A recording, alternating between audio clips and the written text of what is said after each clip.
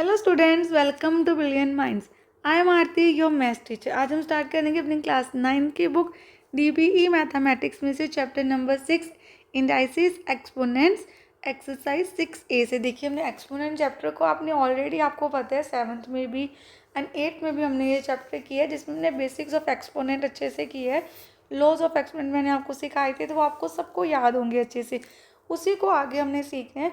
But एक बार हम क्या करते हैं, एक बार जो लॉज है उनको रिवाइज कर लेते हैं जल्दी से।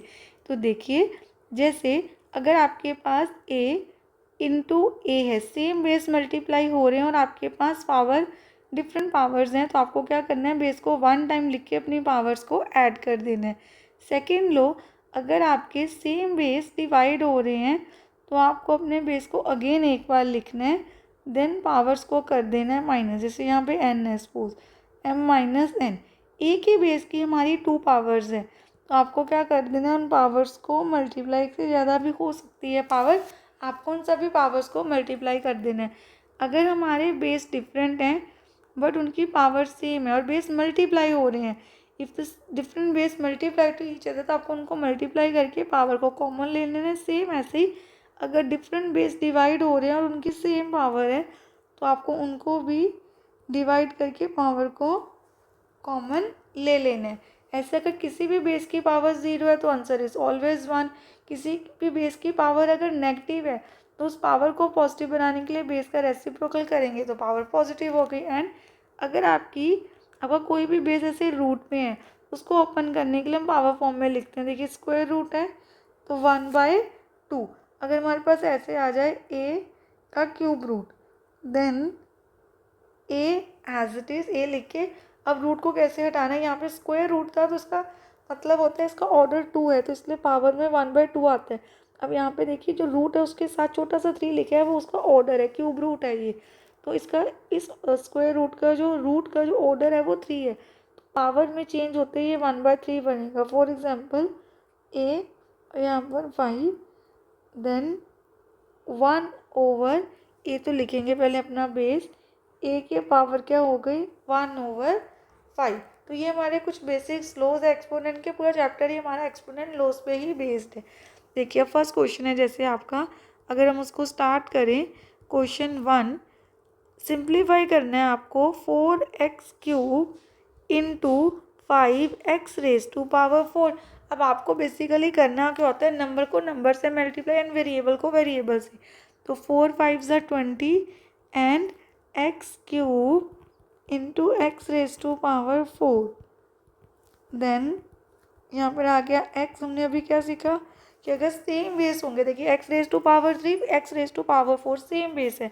अगर आपके बेस सेम है तो आपको सिंपली अपनी बस पावर्स को क्या कर देना है, ऐड कर देना। सेम बेस मल्टीप्लाई हो रहे हैं, पावर्स ऐड हो गई एंड हमारा आंसर आ गया 20x⁻7।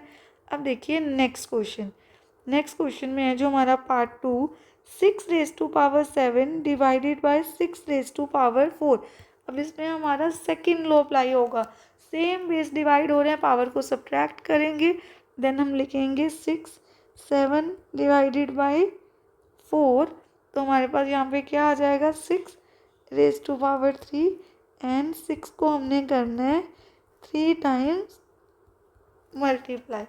तो मल्टीप्लाई करके हमारा आंसर आ गया 216। फर्स्ट का आपका आया 20x⁻7 एंड सेकेंड पार्ट का 216। अब हम करते हैं थर्ड पार्ट। अब देखिए, थर्ड पार्ट में आपको क्वेश्चन में क्या सॉल्व करना है। थर्ड पार्ट में हमें गिवन है 4⁻2⁻3। अब हमारे पास एक ही बेस की 2 पावर्स हैं, तो हमें क्या करना, देखिए जैसे हमने थर्ड अपने जो लो एक्सपोनेंट का उसमें हमने सीखा था कि अगर भी एक ही बेस की हमारी 2 पावर्स हैं तो हम उनको मल्टीप्लाई कर देंगे। तो 2 3 6। अब आपको 4 को 6 टाइम्स कर देना है मल्टीप्लाई, देन हमारा आंसर क्या आ जाएगा। देखिए, 4 4 16 4 64, अगेन 3 टाइम्स मल्टीप्लाई करेंगे 64। अब आपको सिंपली 64 को कर लेना है 64 से मल्टीप्लाई, तो हमारा आंसर आ गया 4096। ये आ गया आपके पास थर्ड पार्ट का भी आंसर क्वेश्चन नंबर 1 का।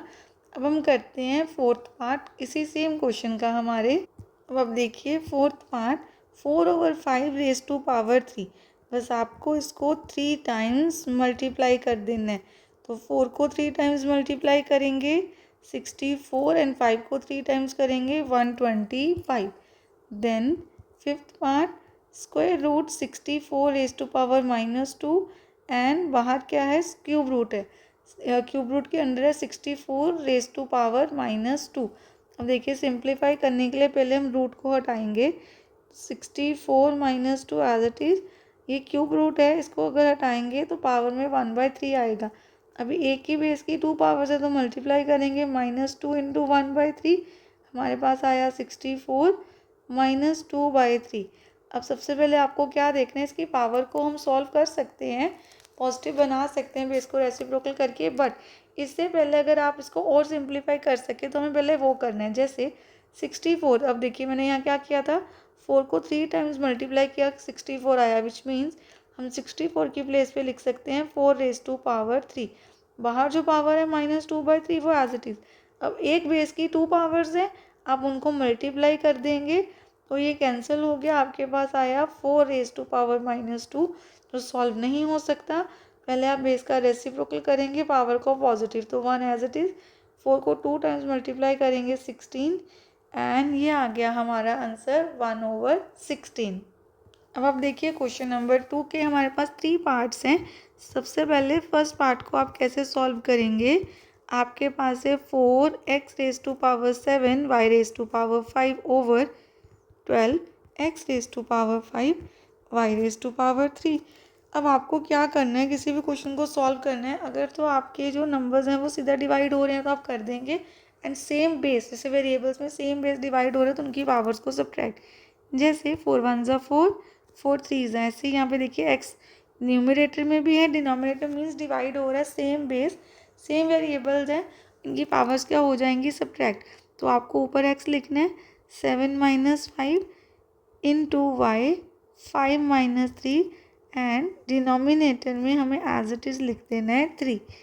देन आप, क्योंकि वो तो ऊपर चले गए, सेम बेस डिवाइड हो रहे थे, पावर को माइनस करना है तो बेस को एक ही बार लिखते हैं, x की पावर 2, 7 में से 5 गए 2, y 5 में से 3 गए 2। तो आपके पास जो फाइनल आंसर आया वो है x² y²/3, और हम लिख सकते हैं 1/3 x² y², दोनों ही आपके करेक्ट आंसर है।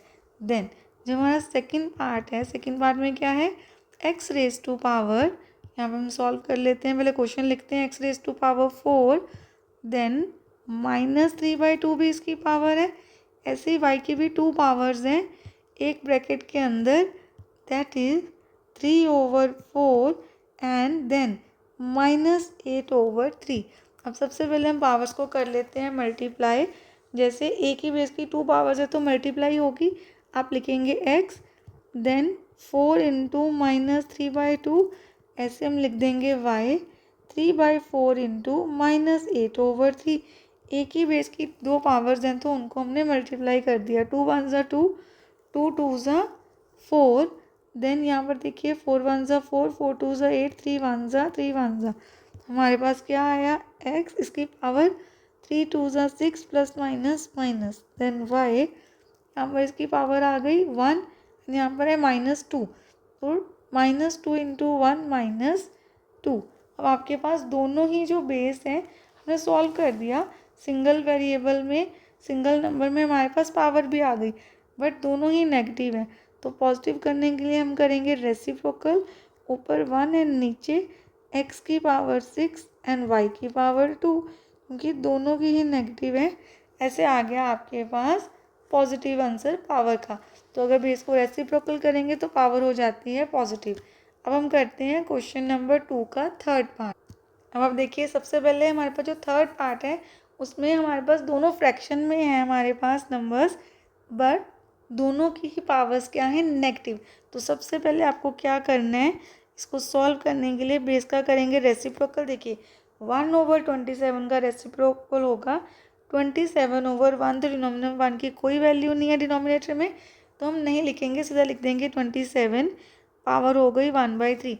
देखिए बेस का हुआ रेसिप्रोकल, नीचे कुछ भी नहीं है, 1 है, तो 1/27 बन गया 27/1, नीचे से 1 हम हटा देते हैं। देन नेक्स्ट यहाँ पर लिखेंगे plus 625 raise to power minus 1/4 की प्लेस पे आ गया 1/4। जैसे हम अपने बेस का रेसिप्रोकल करते हैं तो पावर का साइन हो जाता है चेंज। अगर पावर नेगेटिव है तो पॉजिटिव बन जाएगी, पॉजिटिव है तो नेगेटिव। अब आपको देखना है ऐसा कौन सा नंबर इसको 3 टाइम्स मल्टीप्लाई करने से हमारे पास 27 आ जाए, दैट इज़ 3। 3 की पावर 3 इज इक्वल टू 127। ऐसे ही 625 कैसे आता है, जब 5 को 4 टाइम्स मल्टीप्लाई करें, इससे हमारे पास आ जाएगा 4। जो हमारे पास नेक्स्ट उसकी एक और पावर है 1/4 से सॉल्व हो सकता है। देन आपको लिखना है 3 एज इट इज़, एक बेस की 2 पावर्स है मल्टीप्लाई प्लस 5, एक ही बेस की 2 पावर्स है multiply. 3 and 3 cancel, 4 and 4 cancel. 3 raised to power 1 means 3, 5 raised to power 1 means 5, then 5 + 3 हमारे पास आ गया 8। एंड ये है हमारा आंसर। क्वेश्चन नंबर 2 के भी हमने सारे पार्ट सॉल्व कर लिए। अब हम स्टार्ट करते हैं क्वेश्चन नंबर 3। अब क्वेश्चन 3 के भी हमारे सब पार्ट्स हैं, बट वो एक ही क्वेश्चन के पूरा रिलेटेड है। जैसे आपको वैल्यू एक ही बार दे दी ऊपर, पार्ट्स आपको डिफरेंट सॉल्व करने हैं। p raise to power p plus q raise to power q। अब जो वैल्यू है वो भी आप देख लीजिए, p की वैल्यू है 2 एंड आपके पास q की वैल्यू है 3, ये पुट करनी है। तो p की प्लेस पे लिखने हैं 2, ऊपर भी 2 आएगा, q की प्लेस पे 3, ऊपर भी 3 आएगा। 2 2 ज़ा 4, 3 3 ज़ा 9, 3 ज़ा 27। देन ऐड करके हमारे पास आ गया 31, पार्ट 1 का आंसर। ऐसे ही आप देखिए सेकंड पार्ट में p raise to power q plus q raise to power p, बस आपको वैल्यू तो पुट करनी है। p की वैल्यू क्या है हमारे पास, p की वैल्यू है 2 एंड q की वैल्यू 3, q की वैल्यू 3 एंड p की वैल्यू 2। 2 को 3 टाइम्स मल्टीप्लाई करने हैं, 2 2 ज़ा 4, 2 ज़ा 8 एंड 3 को 2 टाइम्स, 3 3 ज़ा 9। दोनों को ऐड कर देंगे, हमारे पास आंसर आ गया 17। देखिए पार्ट 2 भी कितना इजी था।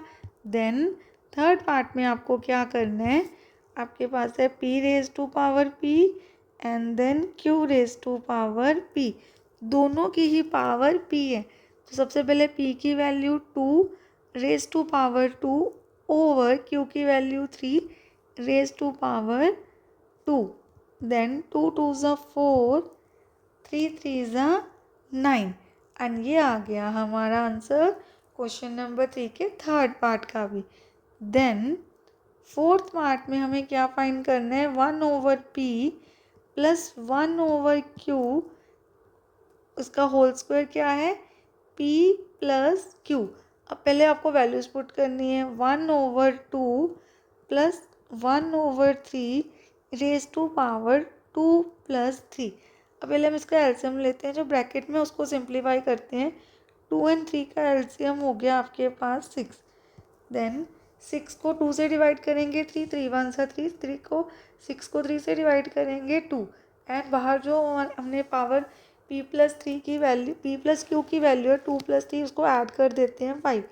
देन 3 प्लस 2 आ गया 5, नीचे क्या है 6 और इसकी पावर क्या है 5।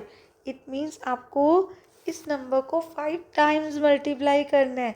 तो 5 को 5 टाइम्स मल्टीप्लाई करेंगे आएगा 3125 एंड 6 को 5 टाइम्स मल्टीप्लाई करने से आपके पास आएगा 7776। ये आ गया हमारा आंसर।